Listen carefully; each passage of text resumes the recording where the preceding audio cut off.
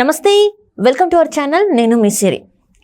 మాజీ IAS officer అయితే కొన్ని వ్యాఖ్యలు చేశారు. అవి ఏంటంటే, దివంగత రాజశేఖర రెడ్డి గారి మీద ఉన్న కేసులలో అంటే ప్రమేయం ఉంది, కేసులు పెట్టడానికి ప్రమేయం ఉంది, ఎవరిది అంటే టీడీపీ పార్టీది అని చెప్పేసి అయితే ప్రచారం అయితే జరిగింది ఇంతవరకు. కానీ అందులో ఎలాంటి వాస్తవం లేదని చెప్పేసి అయితే మాజీ ఐఏఎస్ ఆఫీసర్ రాజు గారు అయితే చెప్పడం జరిగింది ఒక టీవీ ఇంటర్వ్యూలో. సో ఈ అంశాన్ని మనం వివరించడానికి మనతో పాటు ఉన్నారు ప్రముఖ senior journalist, political analyst C S Rao గారు.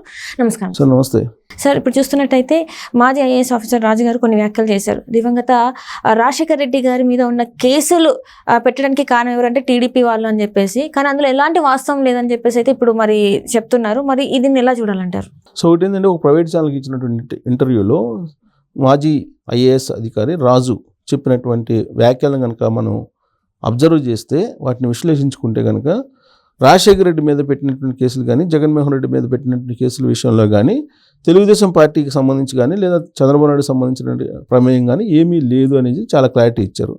ఎందుకు ఆయన గురించి మాట్లాడుకోవాల్సి వస్తుంది? మాజీ ఐఏఎస్ కదా, ఆయనకేం తెలుసు అని చెప్పి అనుకోవచ్చు. ఆయన కాంగ్రెస్ పార్టీలో కీలకమైనటువంటి పొజిషన్లో ఉన్నారు. ఆయన ఏఐసిసికి సంబంధించి దేశవ్యాప్తంగా ఉన్నటువంటి ఎస్సీ విభాగానికి సంబంధించినటువంటి ఇన్ఛార్జ్గా కూడా పనిచేశారు. రాహుల్ గాంధీకి అత్యంత దగ్గరగా ఉంటారు. ఆయన ఐఏఎస్గా ఉన్నప్పుడు ఉపాధి హామీ కానీ, సర్ఫ్కు సంబంధించినటువంటి మహిళా సాధికారత గురించి కానీ బాగా యాక్టివ్గా పనిచేసినటువంటి ఐఏఎస్ అధికారి ఆయన పనితీరును నచ్చి యూపీఏ 2 హయాంలో రాహుల్ గాంధీ ఈయన రాజుని తీసుకెళ్ళి వ్యక్తిగతమైనటువంటి సలహాదారుగా కూడా పెట్టుకున్నారు. కాబట్టి అక్కడ విషయాలన్నీ కూడా ఏఐసిసిలో, ఢిల్లీ కాంగ్రెస్ పార్టీలో ఏం జరుగుతుంది అనేది కూడా క్లియర్గా ఆయనకి తెలిసే అవకాశాలు ఉంటాయి. అందుకే ఆయన ఇంటర్వ్యూలో చాలా క్లియర్గా చెప్పాడు. ఏం చెప్పారంటే, రాజశేఖర రెడ్డి మీద కానీ, జగన్మోహన్ రెడ్డి మీద కానీ కేసులు పెట్టినటువంటి విషయంలో ఆ రోజు జరిగినటువంటి అంశాల గురించి షేర్ చేశారు. షేర్ చేయడంతో పాటు అసలు జగన్మోహన్ రెడ్డి ఏ విధంగా బయటకు వచ్చాడు జైలు నుంచి, 16 నెలలు జైలు జీవితం గడిపాడు అక్రమాస్తుల కేసులో.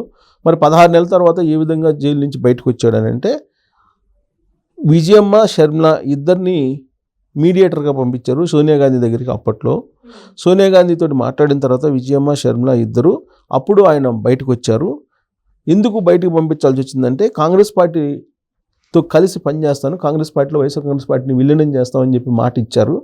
అందుకే ఆ రోజున బెయిల్ ఇవ్వడం జరిగింది అనేటువంటి క్వశ్చన్ అడిగినప్పుడు ఆ ప్రైవేట్ ఛానల్లో ఉండేటువంటి యాంకరు ఆయన ఆ విధమైనటువంటి అభిప్రాయం ఉంది, అప్పుడు పార్టీ ఆఫీస్లో కూడా అప్పుడు ఉంది, కానీ డైరెక్ట్గా నేనైతే వినలేదు, బట్ అదైతే ఉంది అని చెప్పి ఆయన చెప్పాడు. అంటే దాని అర్థం ఏంటి? సోనియా గాంధీకి ప్రామిస్ చేశాడు జగన్మోహన్ రెడ్డి, జైలు నుంచి బయటికి అంటే బెయిల్ ఇప్పిస్తే, ఇన్ఫ్లుయెన్స్ చేసి బెయిల్ ఇప్పిస్తే అప్పుడు కాంగ్రెస్ పార్టీలో విలీనం చేస్తాం, వైఎస్ఆర్ కాంగ్రెస్ పార్టీని కాంగ్రెస్ పార్టీలో కలిసి పనిచేస్తాననేటువంటి ఒక హామీ ఇచ్చాడు జగన్మోహన్ రెడ్డి. అందుకే బెయిల్ వచ్చింది, లేదంటే బెయిల్ వచ్చేది కాదు అని చెప్పి ఆయన ఆ ఇంటర్వ్యూలో చెప్పడం జరిగింది. ఆ విషయం షర్మిలాకి అలాగే విజయమ్మకి ఇద్దరికి తెలుసు. బహుశా నేను అనుకోవటం ఇప్పుడు ఉన్నటువంటి పరిస్థితుల్లో షర్మిలాని కనుక ఇలానే రోజు వెంటబడి ఏదో అంటే ఈ విషయం కూడా ఆవిడ బయటపెట్టేటువంటి అవకాశం ఉంది త్వరలోనే. యాక్చువల్గా సోనియా గాంధీని ఈ మధ్య కలిసిన తర్వాత అసలు విషయాలు బయటకు వచ్చినాయి. కొన్ని ఏం బయటకు వచ్చినాయి? అసలు అంతకుముందు దాకా ఏం చెప్పారంటే, అసలు కాంగ్రెస్ పార్టీయే రాజశేఖర రెడ్డి సంబంధించినటువంటి రాజశేఖర రెడ్డి పేరుని షార్ట్షీట్లో పెట్టించింది, ఎఫ్ఐఆర్లో కూడా పెట్టించింది, షార్ట్షీట్లో పెట్టించింది అని చెప్పి కాంగ్రెస్ పార్టీ మీద నెపం మోపారు. నెపం మోపినటువంటి క్రమంలో సోనియా గాంధీ దగ్గరికి షర్మిల వెళ్ళారు. షర్మిల వెళ్ళినటువంటి క్రమంలో అప్పుడు సోనియా గాంధీ అసలు విషయం చెప్పారు, కాంగ్రెస్ ప్రమేయం లేదు అసలు అసలు విషయం చెప్పారు. అందుకే ఇప్పుడు అసలు పెట్టిందే జగన్మోహన్ రెడ్డి పెట్టించాడు రాజశేఖర రెడ్డి పేరు, అంతకన్నా దుర్మార్గుడు ఉండడు, సొంత తండ్రి పేరునే ఛార్జ్షీట్లో పెట్టించినట్టు దుర్మార్గుడు జగన్మోహన్ రెడ్డి అని చెప్పి షర్మిల చెప్తున్నారు. చెప్తూ ఆ ఇంటర్వ్యూలో ఇంకొక ప్రధానమైనటువంటి అంశం కూడా ఉంది. అప్పుడు సోనియా గాంధీని కలిసి వచ్చిన తర్వాత కాంగ్రెస్ పార్టీలో ఇమీడియట్గా చేరిపోవాలి షర్మిల, కానీ ఒక 15-20 రోజుల పాటు కొంచెం ఆగారు, స్పీడ్ తగ్గింది, అసలు కాంగ్రెస్ పార్టీలో చేరాలా లేదని. అక్కడ తగ్గడానికి కారణం ఏంటంటే, జగన్మోహన్ రెడ్డి అక్కడ కేసీ వేణుగోపాల్ అనే అతను ప్రధాన కార్యదర్శి ఉన్నారు, ఆయనతోటి లైజనింగ్ నడిపి మేము అవసరమైతే పోస్ట్ ఎలక్షన్స్లో కాంగ్రెస్ పార్టీకి మద్దతు ఇస్తాము, మీరు షర్మిలాని చేర్చుకోవద్దు అని చెప్పి ఒక కండిషన్ పెట్టారు. మీరు షర్మిలాని చేర్చుకోకపోతే కనుక మేము కాంగ్రెస్ పార్టీకి మద్దతు ఇస్తామని చెప్పి జగన్మోహన్ రెడ్డి ఒక ప్రపోజల్ పంపించారు అనేది ఒకటి ఆయన రాజు చెప్పినటువంటి మాటల్లో ఒక రహస్యం.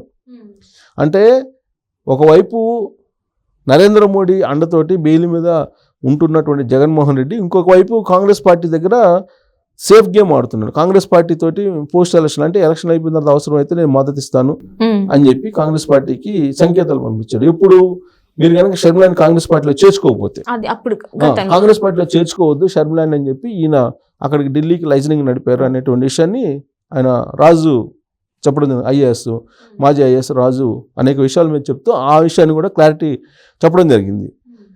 అంటే దీన్ని బట్టి వైఎస్ఆర్ కాంగ్రెస్ పార్టీకి సంబంధించి కానీ వైఎస్ఆర్ గురించి కానీ లేదంటే ఆ కేసుల గురించి కానీ తెలుగుదేశం పార్టీ ప్రమేయం లేదని చెప్పి ఆయన చెప్పినటువంటి మాట. కేవలం వాళ్ళ ప్రమేయం ఉంది. ఎవరిది? జగన్మోహన్ రెడ్డి ప్రమేయం ఉంది. అది కాంగ్రెస్ పార్టీకి వైఎస్ఆర్ కాంగ్రెస్ పార్టీ మధ్య జరిగినటువంటి ఆ రోజు జరిగినటువంటి వ్యవహారాలు ముడిపడి ఉన్నాయి. కానీ రాజకీయంగా చంద్రబాబు నాయుడు చుట్టూ ఆ కేసుని తిప్పారు. ఎందుకు తిప్పాల్సి వచ్చిందంటే అసలు యాక్చువల్గా ఈ క్విట్ ప్రోకో నడిచింది అనేటువంటి complaint Shankarrao Congress party MLA అప్పట్లో ఆయన ఇచ్చారు కంప్లైంట్. ఆ కంప్లైంట్ ఇచ్చినటువంటి మీద సిబిఐ కేసు నమోదు చేసింది. అయితే దాంట్లో ఇంప్లీడ్ అయింది తెలుగుదేశం పార్టీకి సంబంధించినటువంటి మాజీ ఎంపీ ఎర్రంనాయుడు. ఇంప్లీడ్ అయ్యారు కాబట్టి ఆ కేసు ఇప్పుడు ఆల్రెడీ పిటిషన్ పెట్టారు. ఆ పిటిషన్కి ఇంప్లీడ్ అయ్యారు వీళ్ళు. ఇంప్లీడ్ అయ్యి ఇంకో పిటిషన్ వేశారు కాబట్టి తెలుగుదేశం పార్టీ కావాలని రీకిచ్చింది కేసులో అనేటువంటి ఒక ప్రచారం ఇప్పటి వరకు కూడా ఉంది. దానికి సరైనటువంటి సమాధానం ఇచ్చేటువంటి వాళ్ళు లేకపోవడంతో ఆ ముద్ర ఇప్పటికి కూడా తెలుగుదేశం పార్టీని వెంటాడుతూ ఉంది. పైగా చంద్రబాబు నాయుడు ఏదో చీకట్లో చిదంబరంని కలిసి జగన్మోహన్ రెడ్డిని అరెస్ట్ చేయించారు అనేటువంటి ఇంకో పుకారు కూడా పుట్టించారు చంద్రబాబు నాయుడు మీద. ఇలా రకరకాల పుకార్లు పుట్టించి రకరకాల గాసిప్స్ లేపి చంద్రబాబు నాయుడిని ఒక విలన్గా, ఒక దోషిగా, ఒక రాక్షసునిగా ఇలా చిత్రీకరించే ప్రయత్నం చేసింది వైఎస్ఆర్ కాంగ్రెస్ పార్టీ. ఇప్పుడు అసలు విషయాలు బయటకు వస్తున్నాయి, ఒక్కోటి బయటకు వస్తున్నాయి. ఎందుకంటే షర్మిల రూపంలో కొన్ని వస్తున్నాయి. ఇప్పుడు రిటైర్డ్ ఐఏఎస్ అధికారి ప్లస్ ఇప్పుడు నెల్లూరు ఎంపీగా పోటీ చేస్తున్నారు కాంగ్రెస్ పార్టీ తరఫు నుంచి ఆయన.